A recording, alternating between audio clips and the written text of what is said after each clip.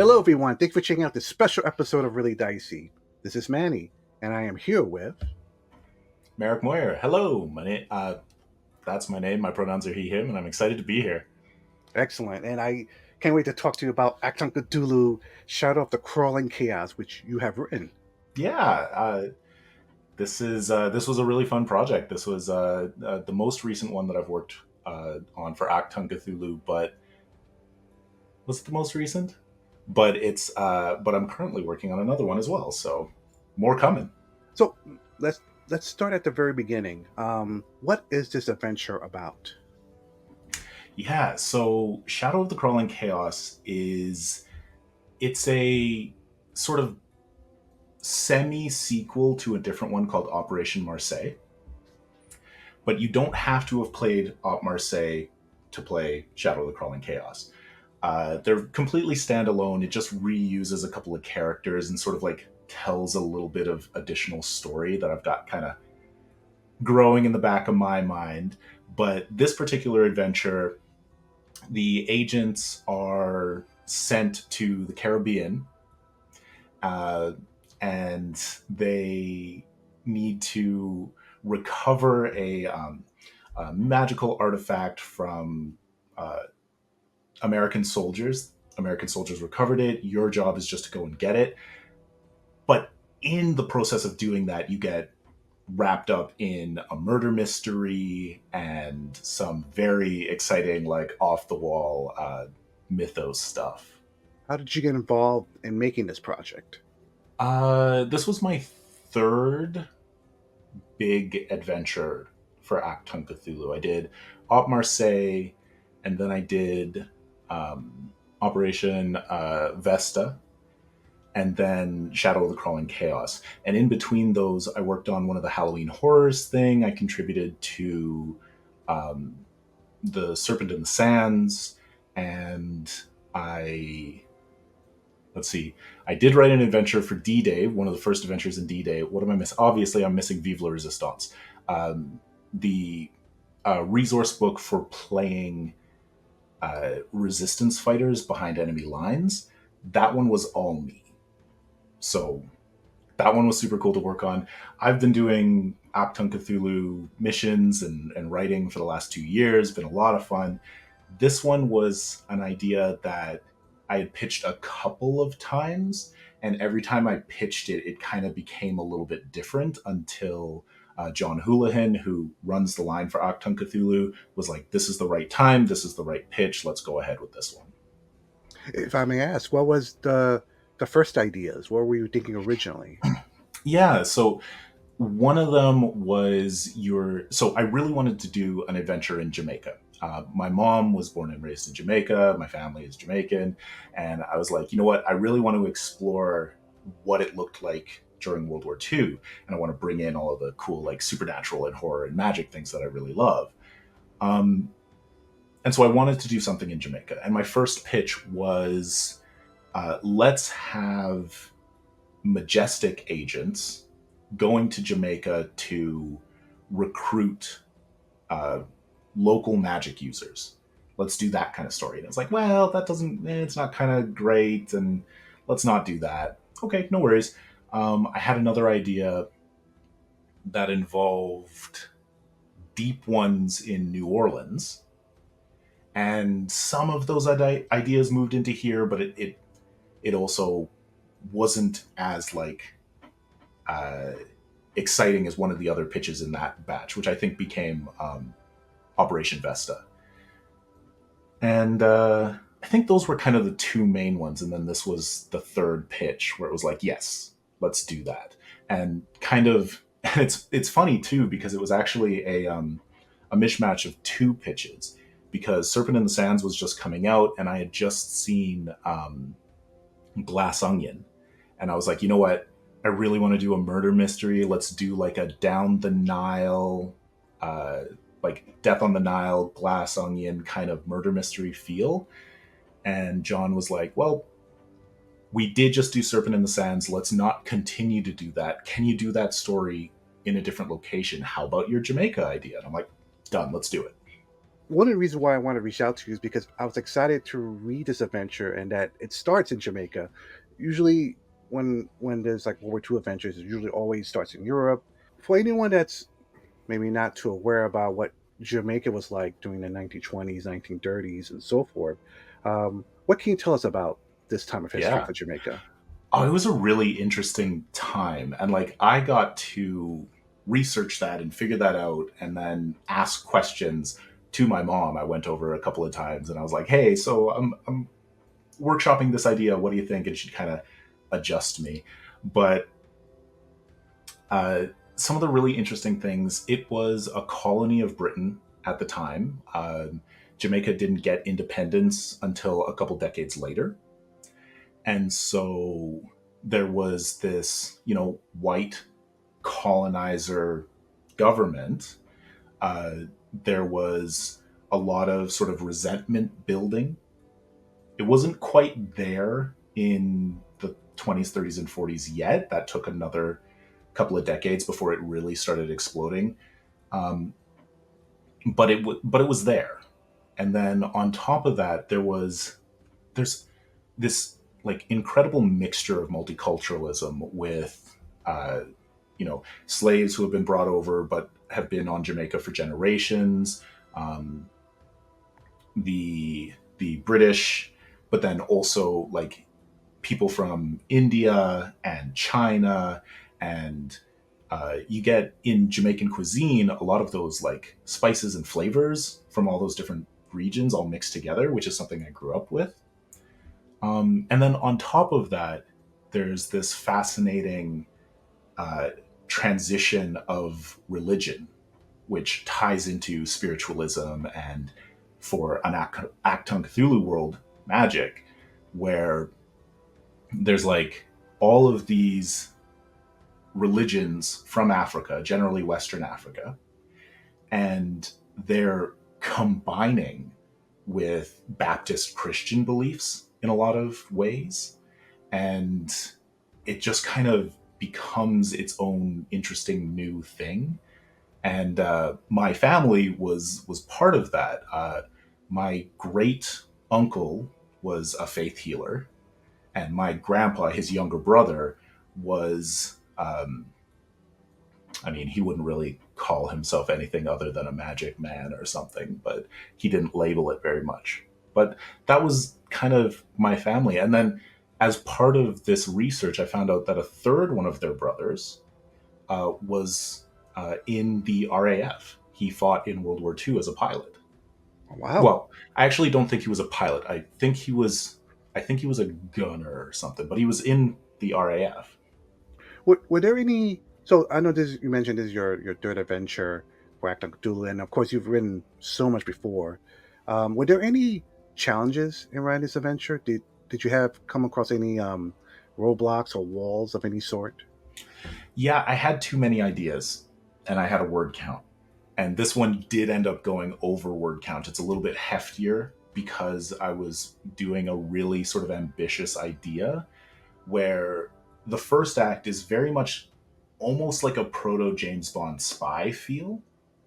Like you're very cool agents off to a fantastic location to do an exchange of a valuable item, and there's like a little bit of spycraft and very cool stuff there. But then we go into a murder mystery, and a murder mystery can be an entire adventure on its own, but it's only the second act.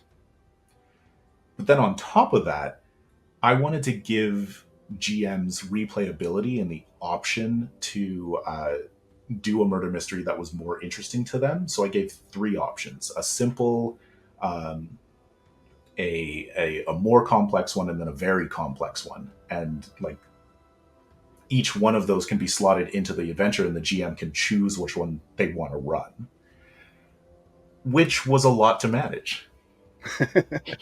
Well, that's actually great that you have those options. I find myself having a hard time doing murder mysteries sometimes. Either they're too easy or they're so difficult that the game stalls and I have to Yeah. figure out a way to continue the adventure with the group. Um, if I mean, ask, how when you say you make these three levels, like, do you mean that you provided more clues, less clues? maybe multiple endings? How did you configure that? Yeah, so the simple one is very straightforward. Basically, if you find all of the clues point to the answer. There's no second guessing, and like you can even get there with half of the clues. It's not too difficult. And then the middle complication one is it's got a couple of red herrings and a couple of the people are lying. So you have to work a little bit more on what is the timeline and who do we think is telling the truth. And then the third one, it's got several red herrings, it's got planted evidence, it's got sort of like a a much more competent villain behind it. So there's a lot more going on. When you write a story for a company like Modiphius or anyone else, and the rules come into play, how do you fashion your story so that you're still able to tell it, but the rules don't get in the way, or in fact, the rules help you tell the story? Mm-hmm. Well, and I really enjoy the 2D20 rules for that because the truths are so versatile. Like you can use those to represent a lot. So, for example, in the murder mystery, I give the GMs handouts that are like character cards, and they give a couple of voice lines, some clues, and a main truth for the NPCs. So that really tells you all of their role playing stuff, like in that one little phrase. And I find that that helps quite a lot. Whereas when we're doing clues or we're doing anything like that, I'm saying like, hey, this is what's happening. Characters can find it out with this particular role. So always giving that option of like the GM can narratively describe everything and the players might just figure it out. Or if people get stalled, pull out the dice and roll. I think that as a system, 2D20 and particularly Achtung Cthulhu are really good at sort of flowing with the the energy of a session. Like if the players are really involved, you don't need to roll the dice very often. And then you get into combat and it's kind of cool and we're rolling dice and having fun. But uh, I think that it's one of my favorite games to GM. Definitely the 2D20 system.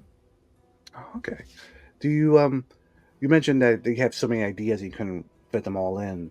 Um, if you had a chance to write a source book for Acton Cthulhu, what would that campaign be like? Mm-hmm. Ooh, like multiple adventures in one campaign book. Yeah, like a What would I 200 do? page, you know. Ooh. Oh, what would I do? You know what I haven't done enough of? Uh, so I have. Okay, so I've done the Migo twice. I did one of the free adventures and I did Op Vesta, and those have got Migo. Um, I haven't done very much with deep ones, but I think I gotta go something deep ones. I gotta go deep ones and like real Cthulhu cultists. I would love to do the sort of thing where you are uh, traveling around the world a lot like Shadows of Atlantis, uh, going to interesting places and getting that kind of Indiana Jones feel. Hmm. That would be something I'd love to do. But uh, so the next one I'm working on is not a follow up to this. It's a standalone adventure, but I do have an idea in my head for a third one in this kind of like secret trilogy of Operation Marseille, Shadow of the Crawling Chaos, and a third one. Oh wow, okay, okay. And I'm sure it's a secret at the moment.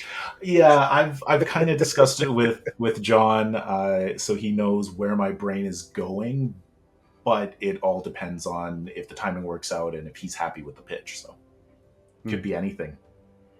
So, what is it about the Cthulhu mythos that you think, even after, let's see, it premiered probably like a little bit less than 100 years, Mhm. when it first was written by Lovecraft and a bunch of other writers dealing with the elder gods and so forth.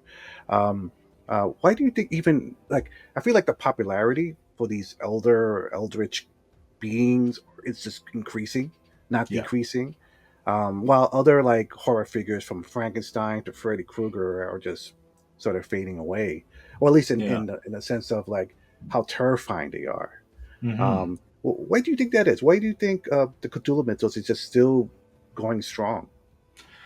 I think it's definitely about fear of the unknown. Like there's definitely a lot of different types of fear and storytelling and parallels that you get with those other types of monsters and those other types of genres.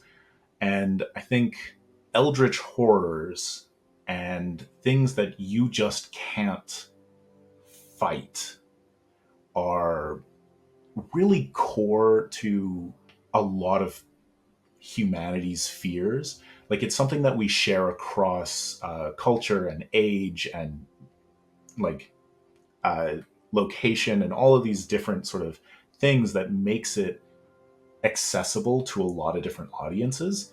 And I mean, there are so many like huge issues going on in our world that feel unknowable because they're just so big. And I feel like there's a bit of catharsis when you play a game or read a book about an unknowable evil and characters are standing up against it, which is Achtung Cthulhu. Like a lot of Cthulhu things, the story is run away and survive, maybe, but Achtung Cthulhu is it's very much got that World War II like we can do it if we try hard enough sort of feel to it. A little bit more heroic, a lot more pulp. World War II, playing in World War II, honestly, you don't need monsters to show how horrifying war is in general. As Mm-hmm. a writer, writing adventures, is there? How do you know the line not to cross before it becomes too? Um, I don't know if too dark is the right word because yeah, war is dark and war is Yeah. horrifying.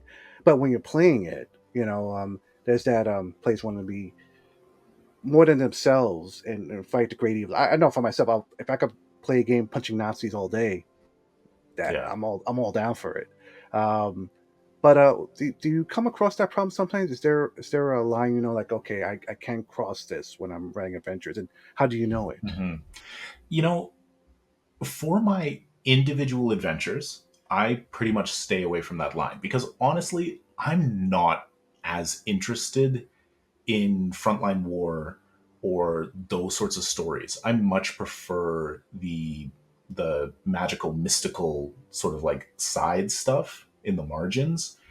Um, the direct war stories don't grab me as much. And so I stay away from that. And in my adventures, those are the ones I pitch. They're the ones that are scrappy heroes doing a cool thing in a pulp era.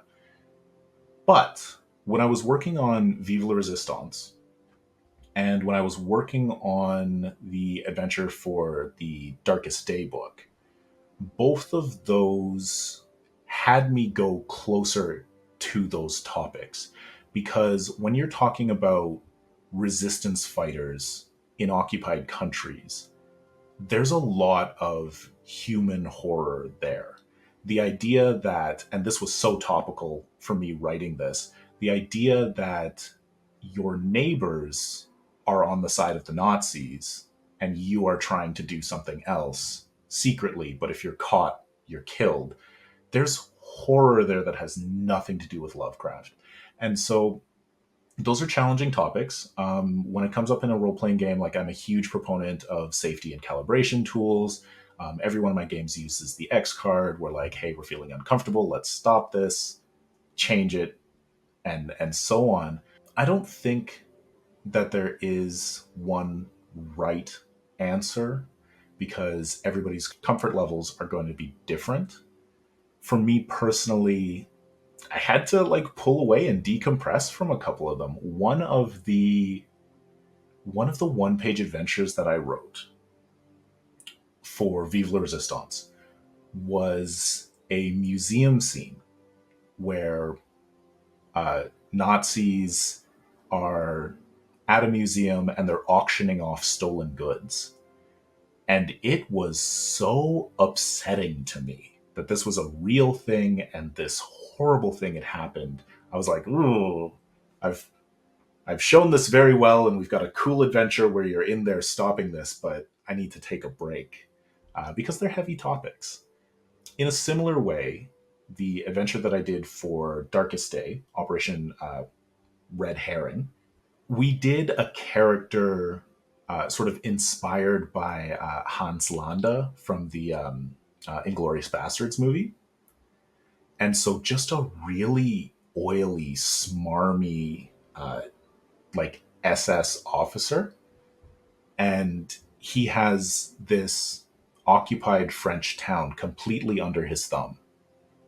And writing his like gross speech about how in power he was was straying to that line that you mentioned because it feels so real. He's a great villain. He's someone to hate Mm. and to play against. Uh, but that is definitely a challenge when writing in this era. Shadow of the Crawling Chaos. Hmm.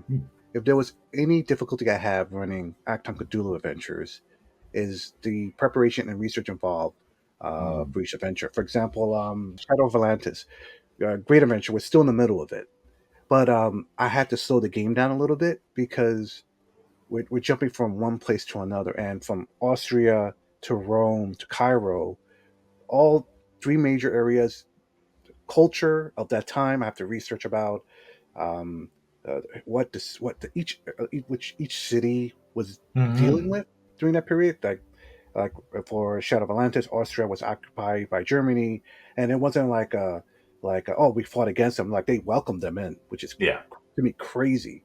Um, so that was that tone, and then Rome, there was a anti-British resentment, Hmm. and all sorts of other things happening at that time over there. And then we jump to Cairo, which is also very anti-British, but very different reasons. Yeah. Because the British had too much of their hand involved in Cairo business, Egyptian business, and so Yeah. that was a very different feel and everything. And I had to like slow that down a little bit. Like, okay, I gotta focus on one city at a time because there's so much preparation to do.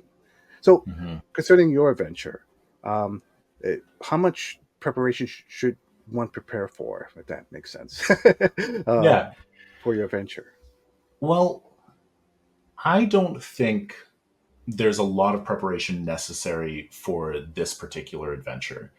When you are sort of going into town, the important thing is the feel of the area, which I sort of outline with a sidebar, kind of explaining the politics of of the time. Really, really short area. I think that's all you need because again, it's not the focus. The idea is you're there to make this exchange. You've got some challenges on the way, and there's this background thing happening that's really just for flavor. And then after that, it honestly could be set anywhere else, except that I've tied, the aesthetics and the characters and so on to the region. But it doesn't require a heavy amount of research to get into it. Is there any books or movies or anything like that, any media that would help for the running of this game? I know you mentioned Glass Onion. Yeah, yeah, definitely. Glass Onion is the feel for that second act. Um, the first act it definitely feels very James Bond or kind of the setup to an Indiana Jones movie. It's that kind of cloak and dagger bit, and then like we said, Glass Onion, a little bit more Death on the Nile, like the new one with Kenneth Branagh, which was quite good and also very influential. And then the third act, oh, the third act, you want a little Alice in Wonderland, Charlie and the Chocolate Factory kind of weird stuff. Like you want a very high pulp, wild adventure. I use the word kaleidoscopic, which really felt like the only way that I could explain what happens in the third act. Do you have a favorite either uh, horror story that you like the best, or favorite historical fiction? Mm. Actually, when we were talking about why eldritch horror and like sort of Lovecraft's Cthulhu mythos was like so accessible or loved or approachable right now. One that popped into mind was the Living Cities books by N.K. Jemisin, and so that's a recent. It's horror, but it's also kind of not horror. Um, it's two books, and I read those recently, and those were incredible because Jemison is an amazing author, and she does eldritch horror in New York City in a very cool way. So I'd recommend people read that and check it out.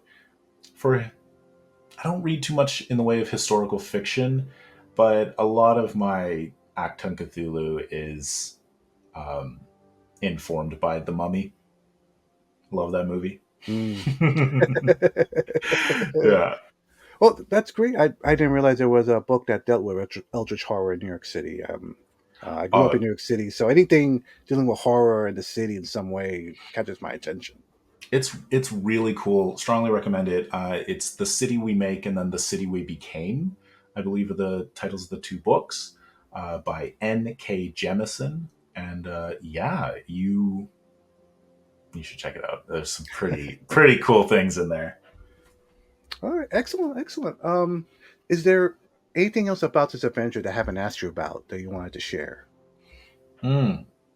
Well, without diving into any spoilers, the third act I think is very exciting, and it's what I like to do in RPGs. I like to give a menu to the GM. Like I try to start off pretty prescribed and then kind of open it up towards the end of the adventure because that's how I feel like all of my games end up running.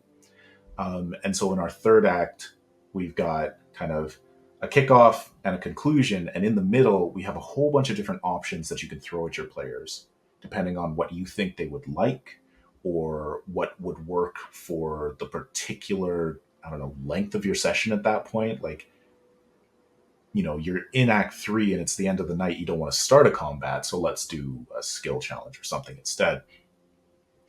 And what I like about those is that I pulled on a lot of Jamaican myths and used the, I mean, it says it right on the cover, the Obia Emperor, which is an aspect of an elder god that I created for this. Um, that character pulls the ideas of sort of like culture and time culture and stories from different times. So you get like strange anachronisms and weird visions and very cool sort of panoply of effects that you can pull on. Interesting. Are there any other like new either new monsters, new weapons, new options, anything like that? Uh, the sort of end character that you face is fully statted out in two different versions, which is pretty cool. Okay, excellent, Yeah. excellent. Well, well, thank you so much for taking the time to talk to us about Achtung My Cthulhu, pleasure. Shadow of the Crawling Chaos. I love that title. If I may ask, where the is that is that like a quote from something or something you just put together?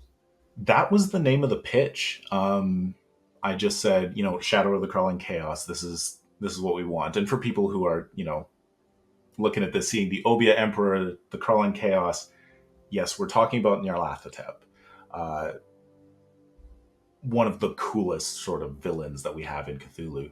But yeah, it was just the name of the pitch. Like I just put a quick thing right there, and John really like zeroed in on that. I was like, this could be like Operation Caribbean, Operation Resort, or something. He's like, no, the title is Shadow of the Crawling Chaos. We're going with that. I'm like, cool.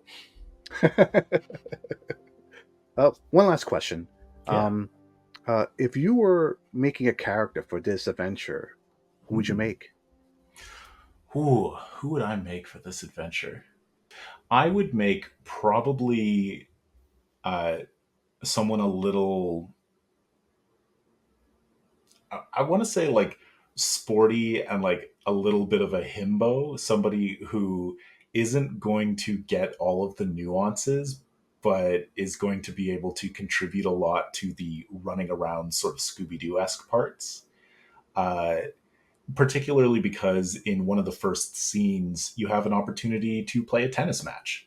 And so that'd be fun to like sort of like sink my character in and meet the NPCs. I would probably play a, you know, an athlete.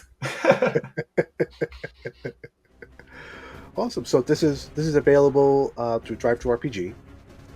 I will put a link in the description below. Again, thank you so much for your time. And to our viewers, thank you for listening or thank you for watching. Stay safe out there. We'll see you next time. Thanks for having me. This was awesome.